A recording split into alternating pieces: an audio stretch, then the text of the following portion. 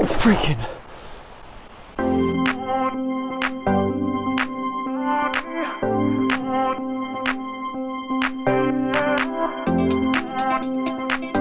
Monday morning, and I think I am taking a deload week, so we're just going to reduce mileage a little bit this week. As such, I am also just going to prioritize rest and try and let my training kind of set in. So it is just about 7:30, going to go get just a quick bench session. I'm actually deloading my deload week on upper body as well, so just really light bench session, and then we're going to run for an hour during my lunch break, and we're going to call it good. We're just going to go easy during lunch. So yeah, I've been building for basically the last 6 weeks, and I can feel that my body's feeling it, like it's pretty tight, and so need to make sure that I am giving it a little bit of rest, giving it, a chance to recover and kind of build that fitness. So we'll deload this week, and then we'll jump right back up to about 60 miles next week. As far as this week goes, I'm thinking like 6 to 7 hours of running, so we're not going to hit that 8-hour mark, and yeah, should be good. I don't want to deload. My mind wants to really like keep going and keep hitting those peaks, but I know it is good to do this, and I've done deloads every 4th week in training for a long time, and it's one of the things that's kept me healthy, kept me improving. So we're gonna keep doing it. Just get it done, and yeah, call it good.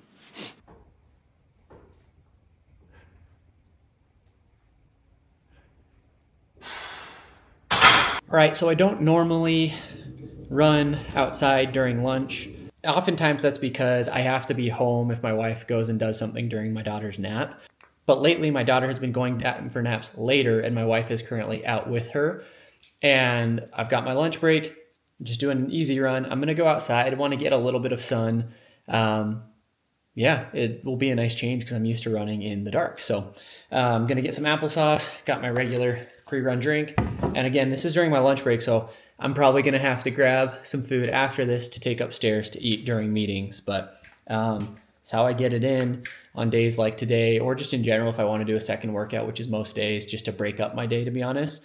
I was told that I have to start going into my office for work 3 times a week. So that's gonna be really interesting to see how that goes. Because I'm used to being remote every day.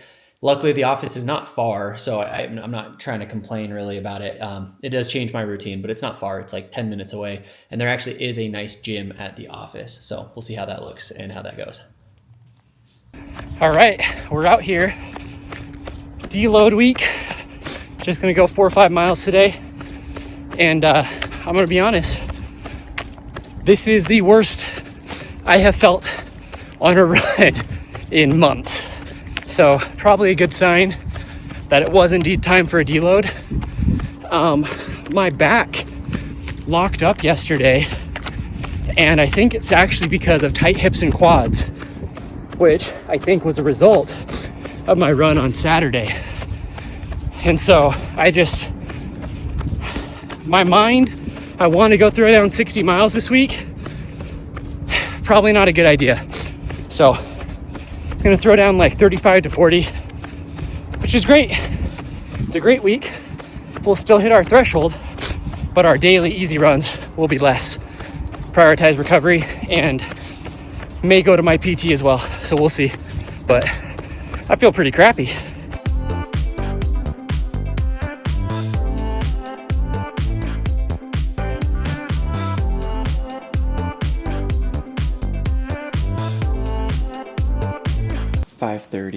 Or 5:40 a.m. right now.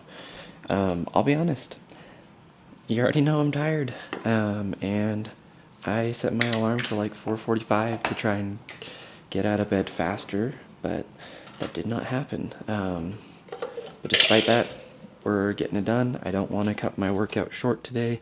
I want to try and fit it all in, so we're going to see if we can do that. But threshold intervals today, I'm thinking of mixing it up. Again, it is a deload week, so we are not going to do, we're still doing intensity, but our volume is lower. And so I was thinking that maybe I just do some mile repeats, and I just do 4 mile repeats.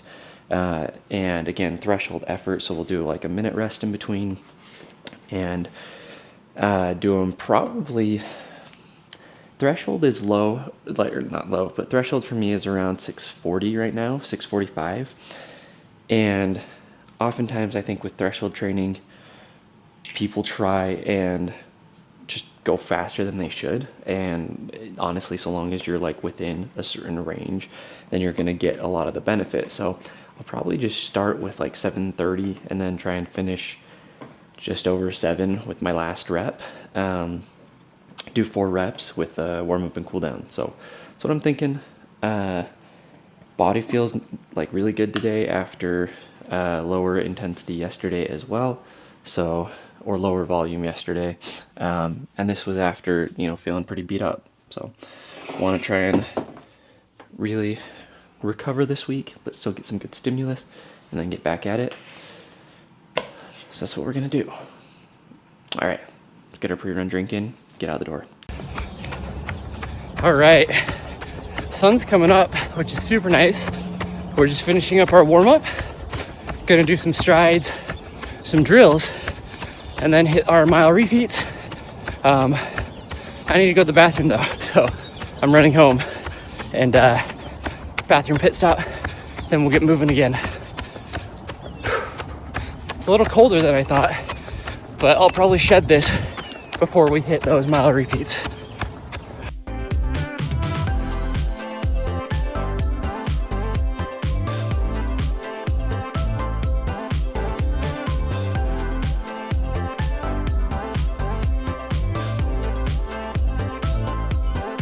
I'm not gonna lie, I am just not feeling it today.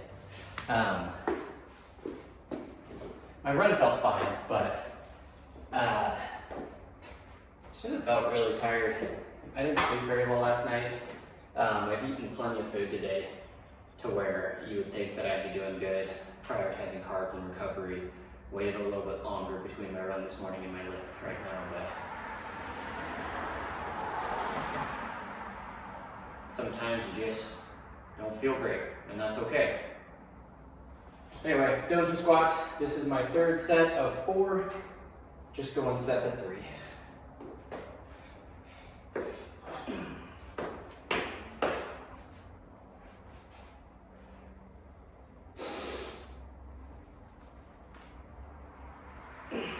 It's Wednesday morning, and it is actually like 8 o'clock, but we're taking my son to the dentist and the doctor today, so I'm kind of working a half day-ish, so not really working this morning.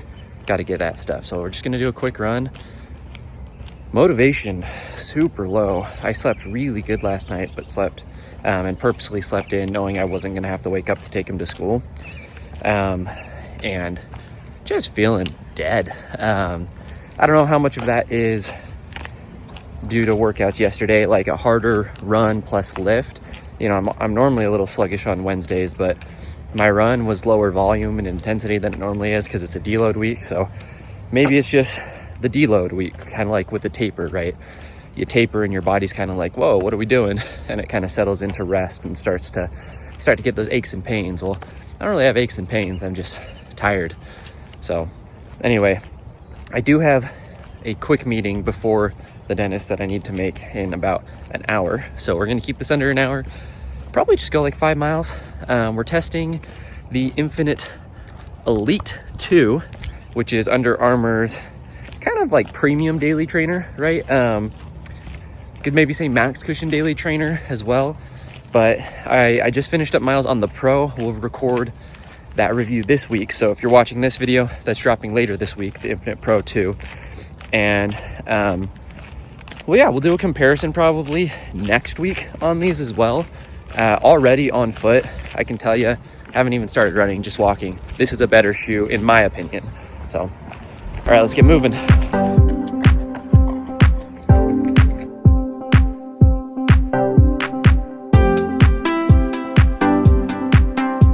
Thursday morning, it's raining. I'm tired. I don't know what's going on with me. This happened last year too, I think. It was either last year or the year before, and I actually went and got my blood drawn and did some testing because of chronic fatigue and whatnot. This one feels a little bit different. I'm not getting sick like I was last year. Like last year, sinus infections, different things. I feel like I've kept things at bay. I've had like little things here and there, but haven't been seriously sick yet this year, knock on wood. But I am really struggling from an energy level standpoint. We'll see if maybe it's just because it's a deload week and it's weird, it's throwing me off. We'll see how I feel after next week. Maybe it's just the cumulative training of mileage over weeks and I'm finally feeling it, right? But it's something I definitely need to keep an eye on because I'm hardcore struggling this week, and I expect it to feel really, really fresh. But yesterday's run was felt terrible. Tuesday's run was okay. Monday's run was really bad. So we've had, mostly really bad runs this week on easy days.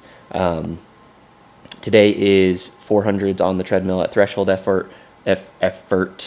So we'll see how that goes. Warming up. Gonna hit those 400 soon. Gonna get some strides to finish off this warm up. Then we're hitting our 400s. It's actually really warm in here and kind of humid because of the rain outside. So this is gonna get sweaty. Let's hit some strides.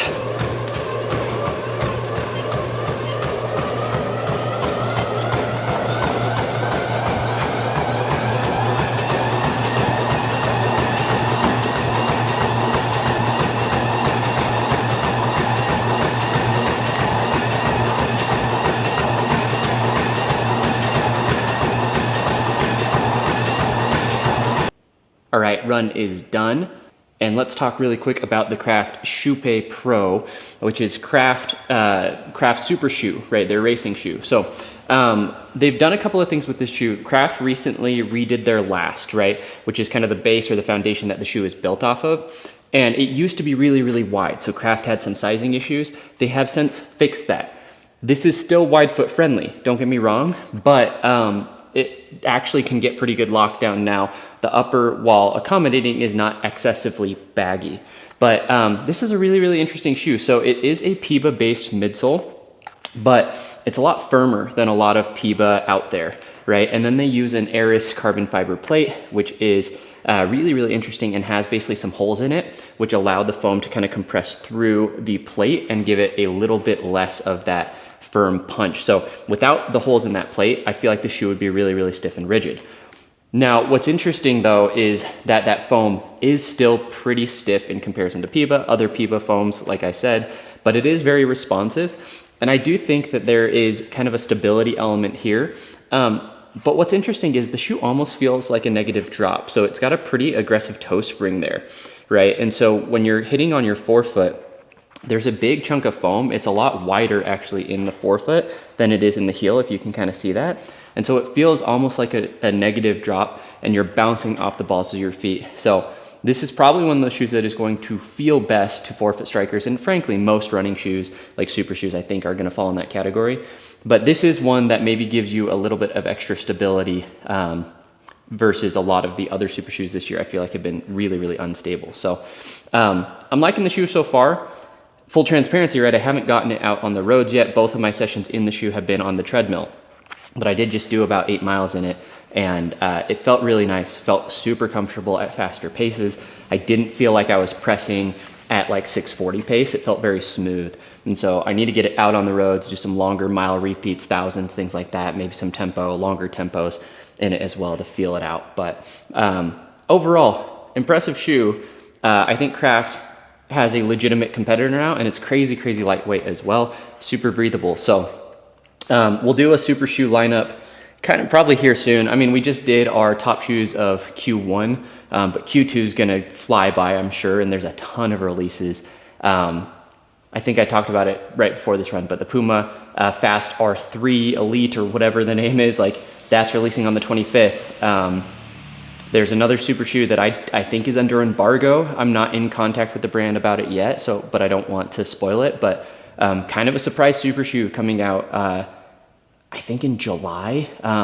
The Brooks Hyperion Elite 5 is coming out in July as well. So lots of heat coming end of Q2, beginning of Q3, kind of just in time for fall marathons. So we'll see how everything goes. I've got a couple others that I still need to test. I originally was going to take the Puma Rule Breaker, that crazy like 3-plated shoe, out for these 400s earlier this morning, but it was raining outside, so I was like, no, I'm just gonna stay on the treadmill. And it didn't feel like wearing a triple-plated shoe on the treadmill. It just feels wrong. So anyway, overall, I felt really good today, even though I felt like crap kind of coming into the run. Felt super smooth, so grateful for that, and gotta get to work.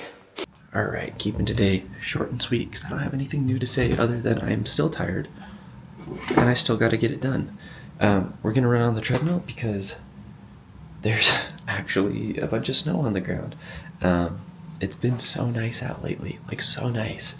And then the last 2 days out of nowhere, like yesterday was really gloomy, cold, windy, some rainstorms, and then today it's snowing.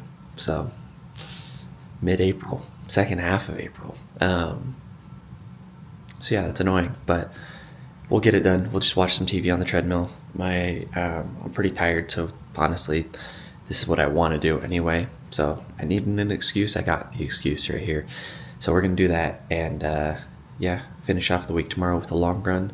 And we'll go just chill tomorrow, probably like 8 miles easy, maybe 10 miles easy.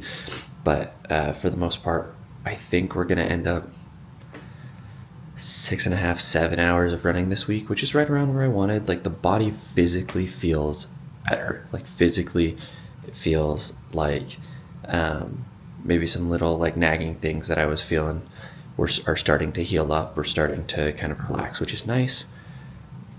Like systematically, I'm exhausted. And I don't know if that's just because my routine got kind of thrown for a loop, but yeah, that's where we're at. So let's go. Saturday morning. I want to run some trail because I got to test some trail shoes. And so that's what we're going to do. We prepped some bottles and fuel last night. So I plan on being out there for no longer than 2 hours. No longer than 2 hours, ideally like an hour and a half.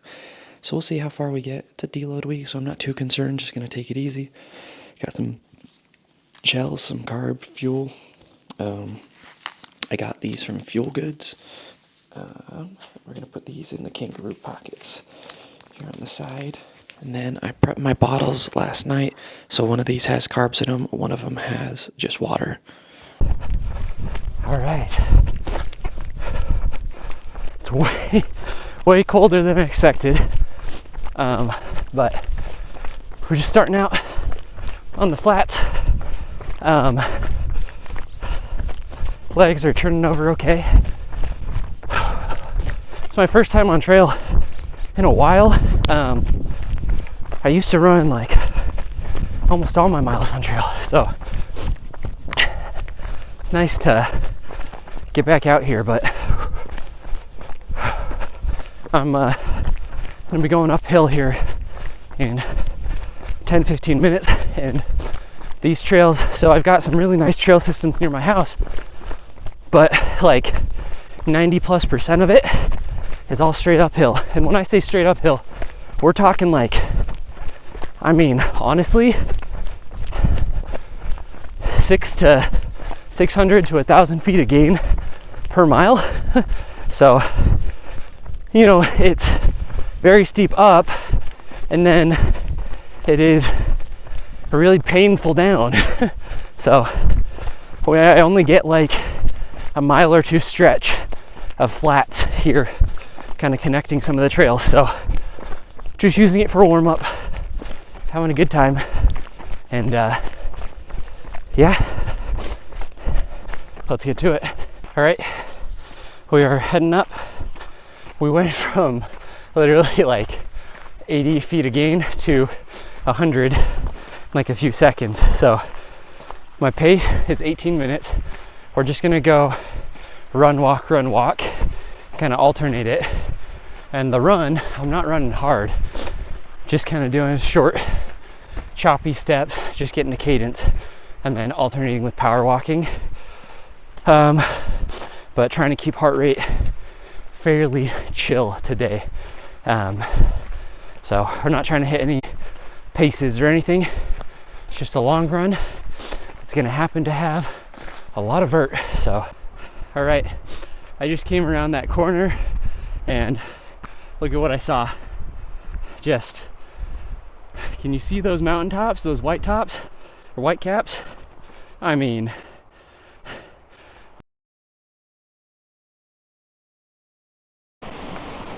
all right, 2 miles up. Now we're going 2 miles down. Let's go.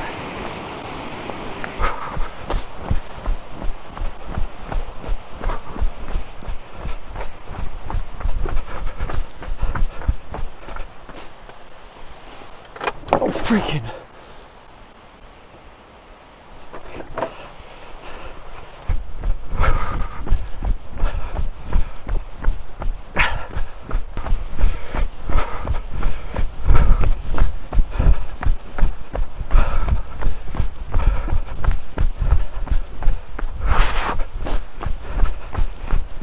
All right, there we go. That was 6.5 miles and about 1,700 feet of vertical gain. So in the I did about a 2 mile where I got like 100 feet of gain, and then the 1,600, so 800 per mile was the 2 miles up.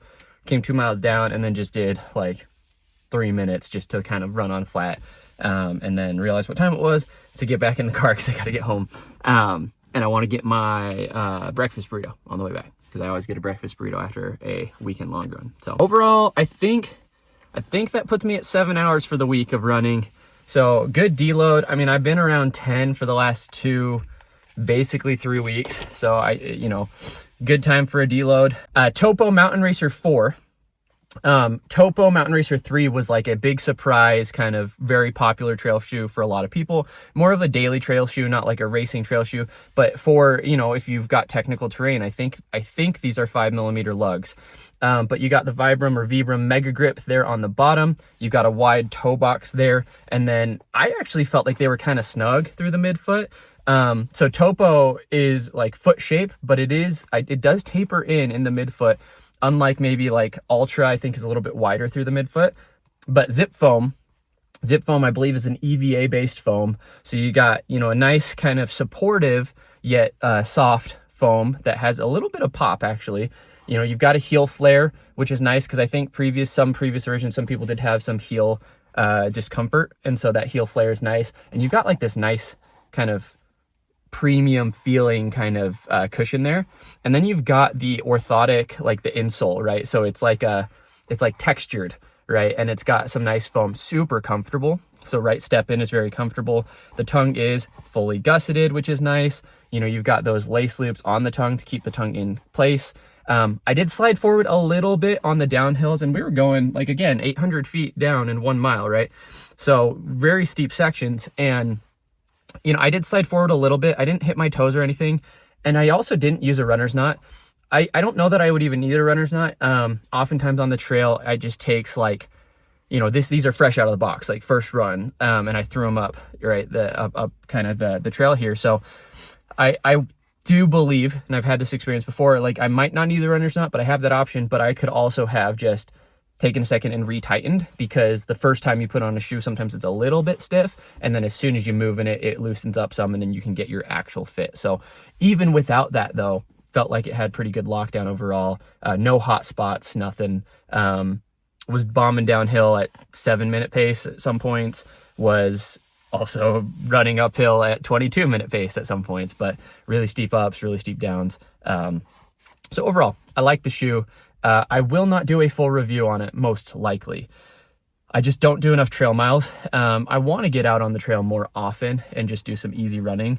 And maybe in June, I'm supposed to be going into the office in June for work. And so, and then my son won't have school, so I won't have to wake up quite as early. So maybe driving over to the trail, running on the trail, and then driving into work might be kind of the move. And then I can get a good like 8 miles on a trail, which will be really nice. And then I can test some more trail shoes. So excited for that potential. Excited to see kind of how things go. But overall, Topo Mountain Racer 4. First wear thoughts, I like them. They're nice. 5mm drop. I think that's perfect for the mountains. So there's my stats for the week. What is that, 7 hours and like 37 miles probably? I haven't seen it, so I'm just gonna say 37 miles. And it feels like, what's funny is 37 miles used to be like a good week for me, and now that feels like kind of nothing. So testament to kind of the work I've been putting in, and body feels great, feels refreshed. So let's go get some breakfast.